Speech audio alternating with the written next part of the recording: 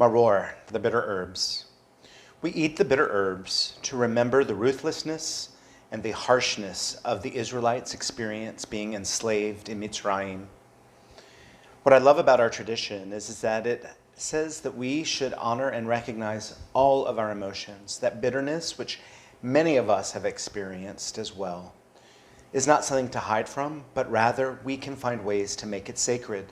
In fact, it helps us understand the Israelites' experience in our Exodus story.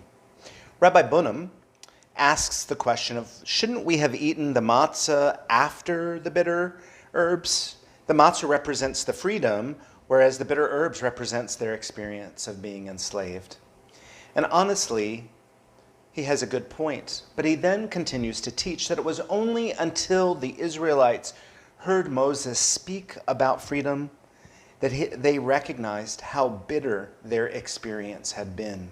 And I think that is such an important message for our times, because there were things that I imagine that we probably took for granted, that we had no idea affected us in a particular way until we were asked to shelter in place or make changes in this time. And so there may be a way that we are just being present to bitterness that we hadn't realized either. So we honor these emotions, and as we're about to mix the bitter and the sweet after this, we say a blessing just for the bitter right now. Baruch atah Adonai Eloheinu melech haolam asher kirishanu b'mitzvotav v'tzivanu al achilat maror. Amen.